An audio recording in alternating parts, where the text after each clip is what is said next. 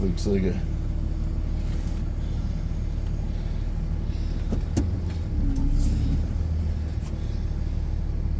That looks like a temporary antenna. I'm at Keller Peak if you're wondering where the hell I'm at.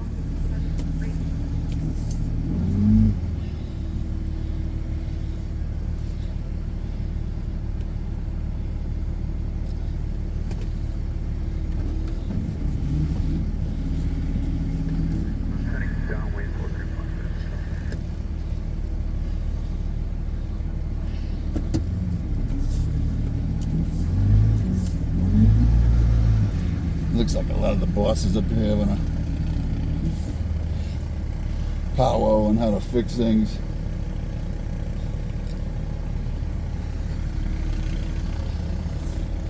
There's a generator running there.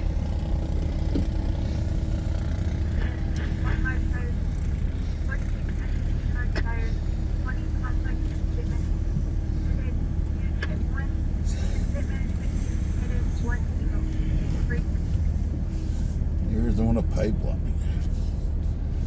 That rings a bell.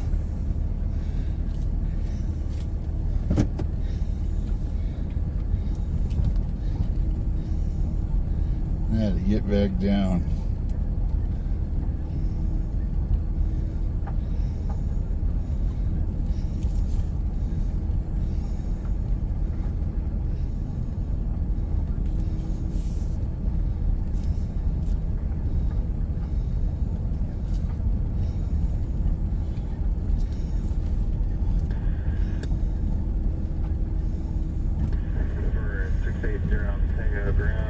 Where are you?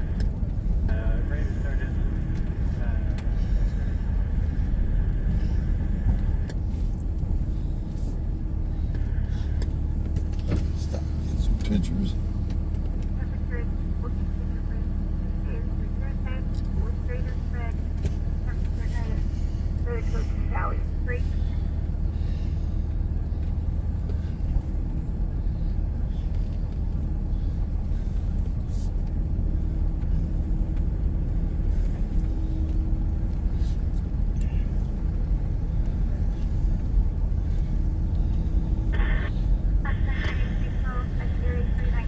They probably got so hot, I'm wondering if it cracked some of these rocks.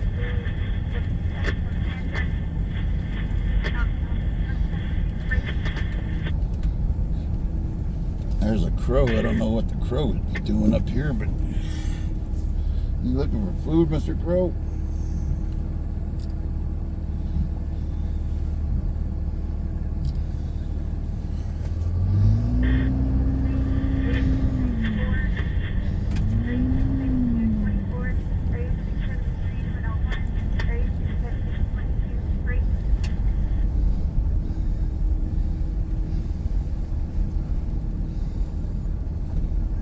Fire.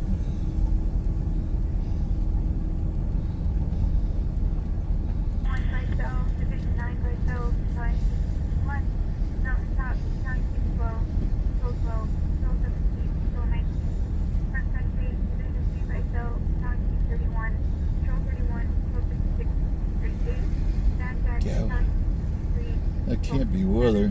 Weather comes on at 4. But it sure sounds like weather.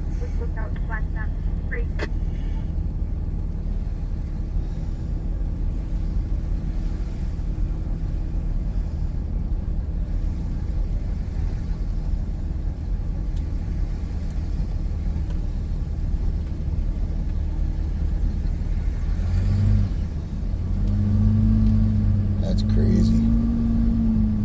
Heck of a fire.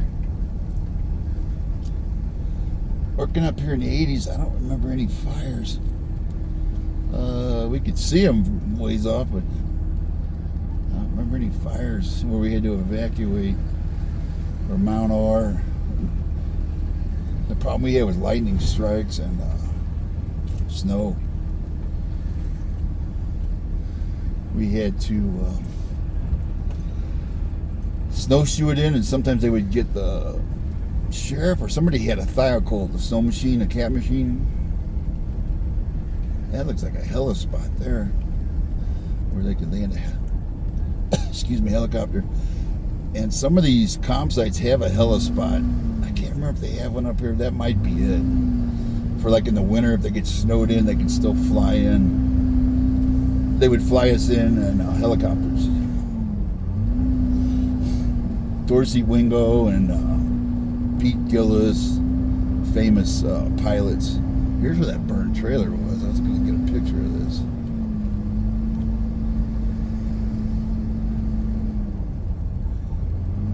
Shit. Yeah, that's a burn.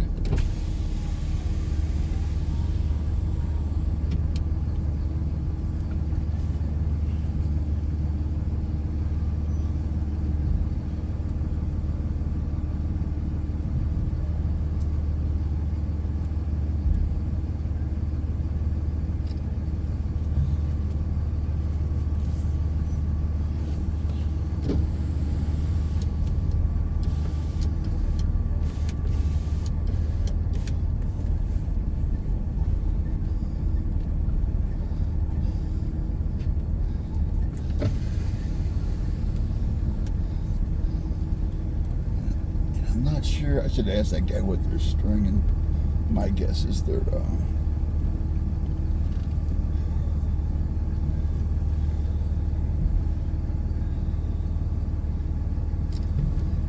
stringing power line back up. I'm sure it got it.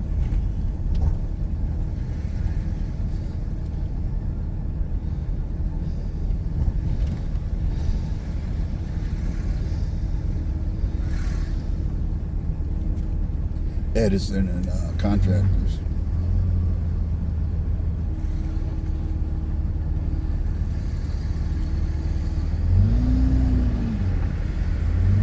And there's some boys that go anywhere. That was the other issue we had. It was power. Lightning would hit, or we'd lose power, or trees come down over the power lines. We had solar on some of our places back when solar was in its infancy. In the 80s, San Gorgonio, we had Little San G. We had a solar array that followed the sun. That was about 10,000 foot, but the panels would turn to follow the sun, and we had a helipad carved out. The road eventually collapsed, slid up there above Oak Glen, so we had to go to helicopters. Now, somebody was telling me, up where the owner of the OG Steakhouse, Oak Glen Steakhouse, they reopened that road up to Little San G. But I need to ask. I've been wanting to ask them to. I could go up there and I look around. I haven't been up there. God, last time I went up there, I hiked in with somebody after the road slid. We hiked in from about a mile or two below the site. Hey, that sounds like a dozer.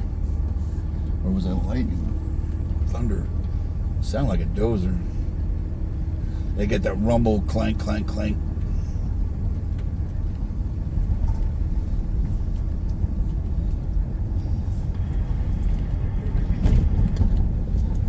Now I hear a helicopter. Sound like a chopper. That must be the ski lifts. Yeah, that's what we're seeing over there. That must be the backside of Snow Valley. I'm not sure what run that is. I could have sworn there was another. Yeah, there was a pipe gate around the corner up there where I turned around. Here's the pipe gate that I'm thinking of. And see, the lock is. That one does. Yeah, the lock is hidden inside like a little tongue and groove setup. So you can't get bolt cutters on it. You can't get a torch on it. The lock, the only problem was in those little, in that pipe, the Black Widow. So you always took a can of Raid before you went for the lock. There was like a lock inside there, inside the big pipe. You take the can of Raid and spray the hell out of that inside of the pipe. Then you take a stick in there, rake it around, bang on the pipe, try and clear all the. And I usually put a glove on, but it's hard to work the lock with a glove on. And those were pretty foolproof gates. We never had one knocked over. We never had one pulled out. You'd need a damn tow truck record, semi tow truck to pull those pipes out of the ground that we set with Ed Cruz.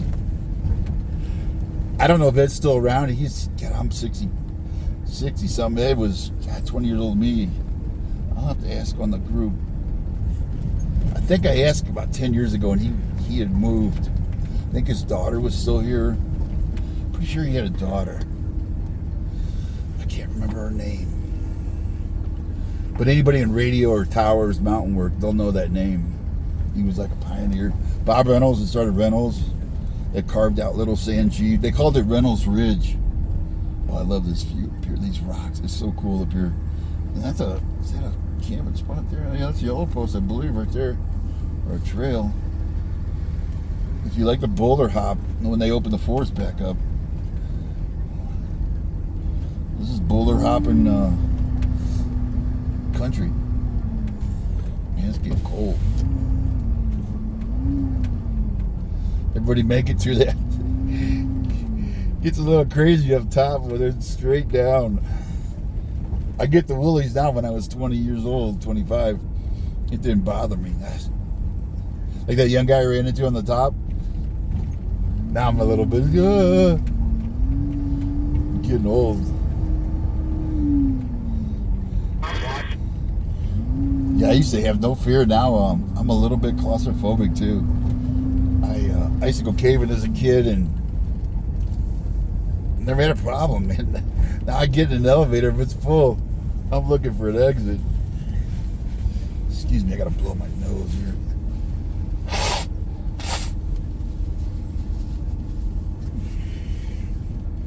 Been a good day for no smoke. There was a little bit of just smoke in Bear Valley yesterday. Not much. And a faint smell of smoke. But I haven't smelled smoke. We just saw a little bit coming down 18 into Running Springs, the Arctic Circle. We can see the smoke down. And if you do come up in a place like this, I've got it in first gear coming down. Yeah, gear down so you don't cook your brakes.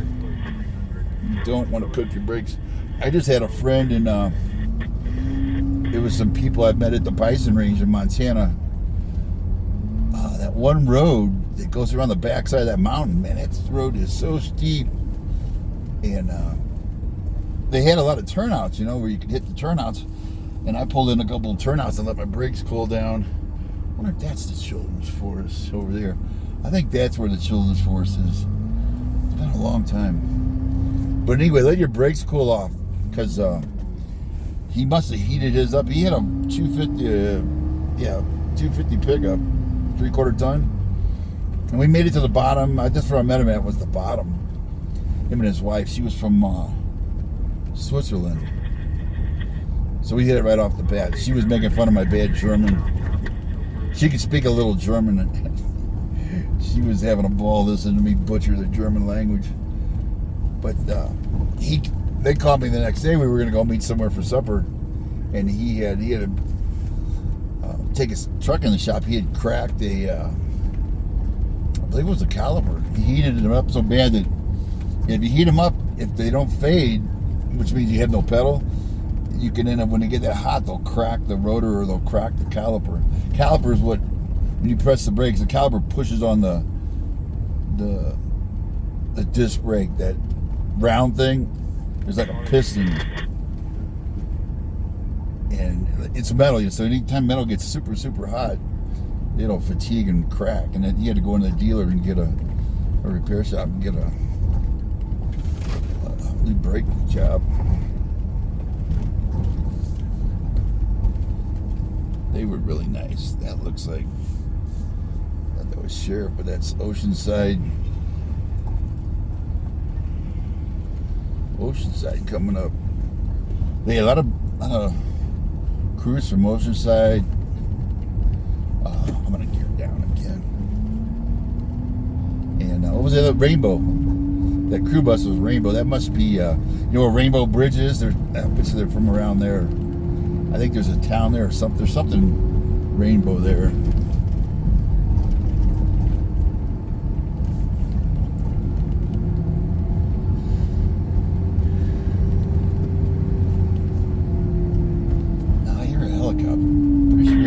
I don't think that's me making that thumpity thump. Maybe it is. My tires.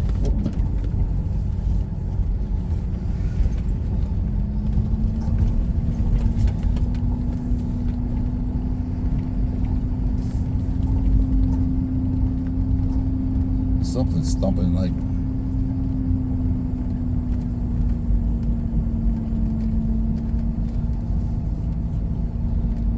You got your money's worth today. Got to hear me go a couple times. I think I even threw in a oh crap in there.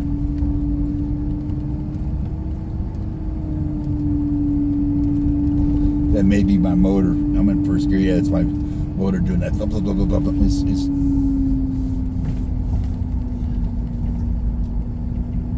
It's sound like a rotor.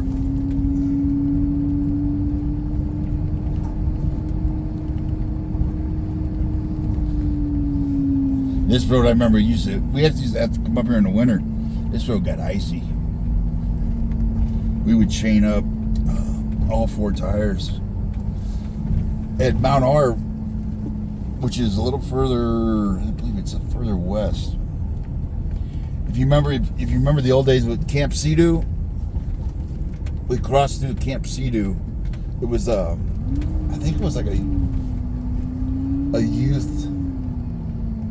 I don't know if they were in trouble or it was like, like a halfway camp, where they were trying to keep them out of trouble.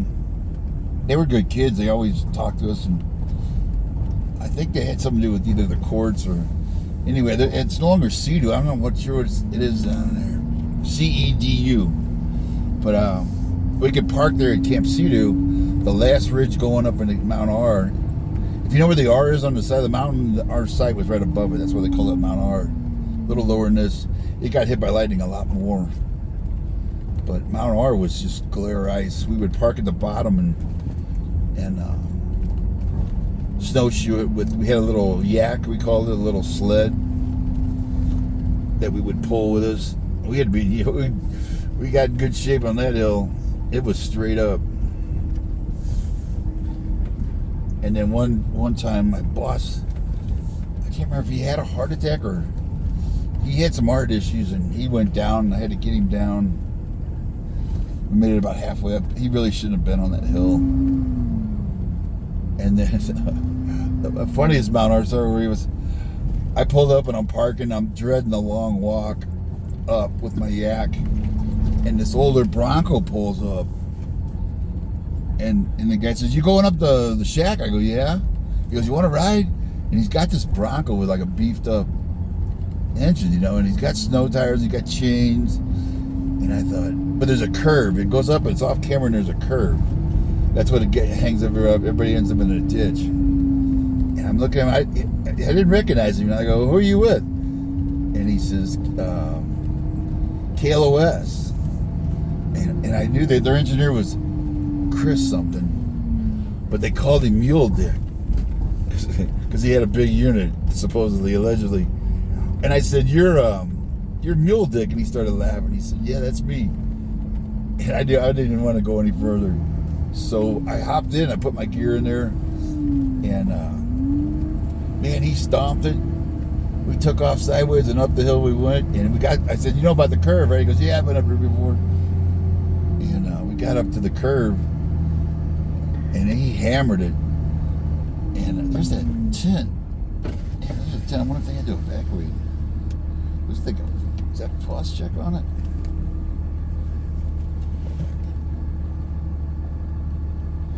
I wanted to look at this tent. They may have had to bail.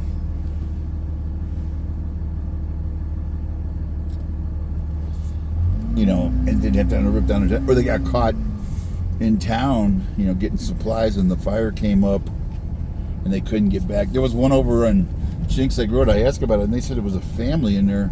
Because I offered if anybody knew who it was, I would bring the tent down for them, take it down and bring it down. But they said they came back and got it. There was another trailer down here. It was red tag. Did we go by that yet? I don't think so. There's some. Looked like somebody had a little pull trailer, little tiny thing. He might have been camping up here or even squatting. A lot of those homeless come up here and squat, and they the meth people come up here and cook meth, like in East Flats over by Jinx Lake. They'll pull in, and in fact, they say there's another couple trailers in there now that look abandoned, and they looked in the trailers, they're all trash and smells like a cook site. They raided one about a year ago up there. It sucks because they dump all the chemicals on the ground, you know, when they leave or when they get done. A lot of those trailers are so old, they're not worth nothing, and they just dump it. Really trashes the forest. And it's a hazmat. They got to bring in a hazmat. Where's that little? There's a little tiny trailer up here. I'm looking for it.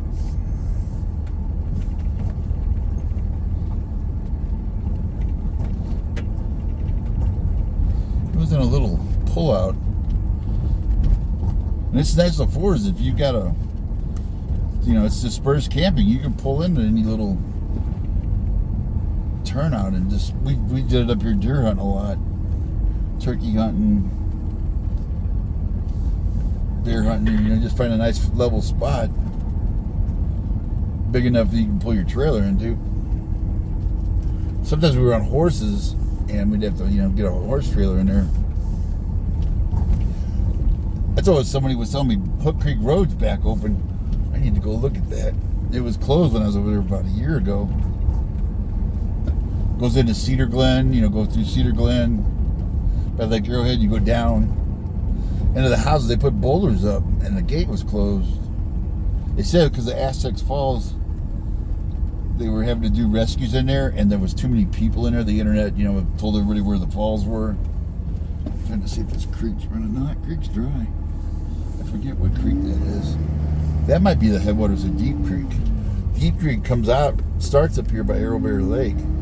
That could be the headwaters of Deep Creek, because it feeds Arrowberry Lake, and then now I think Deep Creek starts over by the lake. Arrowberry Lake is down here by the highway. It's public. You can fish in there. I don't know if they stocked it recently, but I'm getting down to a long video here. We need to shut this down here. I wanted to find that trailer. This was a long road coming in. It was a lot longer than I remembered. See where they're cutting they cut the brush back. On the downwind for 25 left on the traffic. That's San Bernardino Tower there.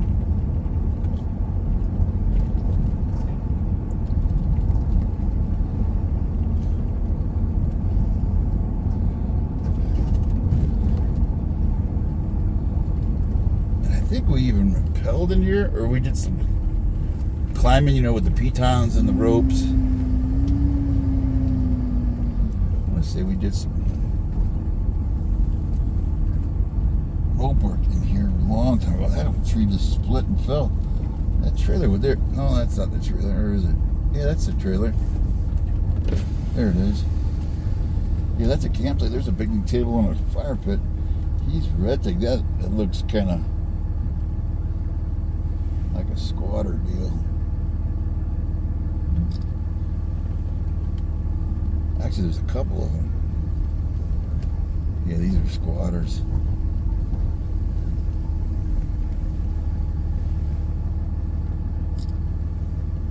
That's just a lean-to there. He's got that looks almost semi-permanent. These guys are probably homeless. Probably got run out of here by the cops. And the messes they leave are just unbelievable.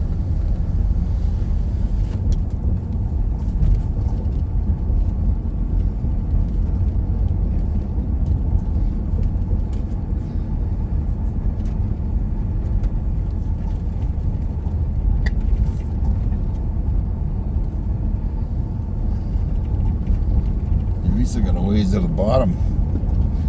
I'm at what, 25 minutes? Yeah.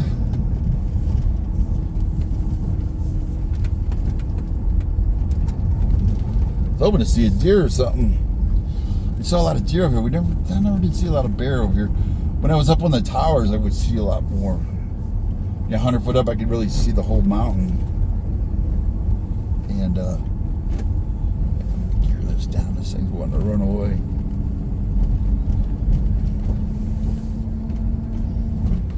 Is that rain?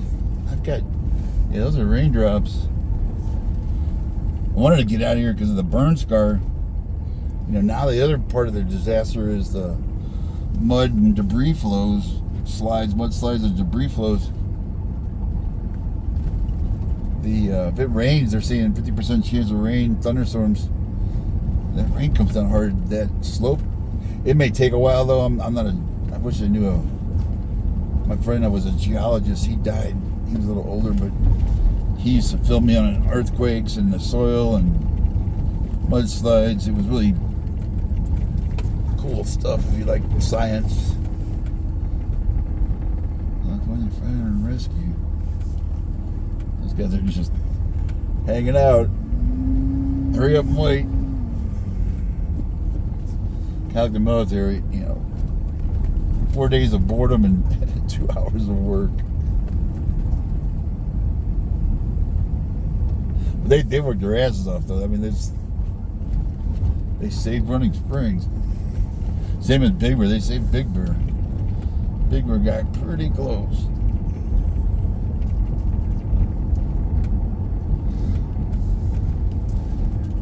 I was wondering where not to be ghoulish, but go on the street up here where they lost that structure. And I don't know if they foamed during the El Dorado fire. I watched them film, foam. They foamed a couple houses, like 6 houses in front of me, and they put the foam on them. The fire didn't, it was almost on them, and then it stopped. They got it stopped. And here's the lower gate, I guess.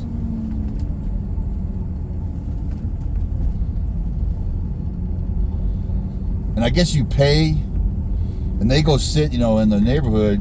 They got like a list of who's paid, and then I guess they make the call when they foam it, and then they charge you. I think the guy said 10 grand. Of course, you're trying to save a $700,000 house.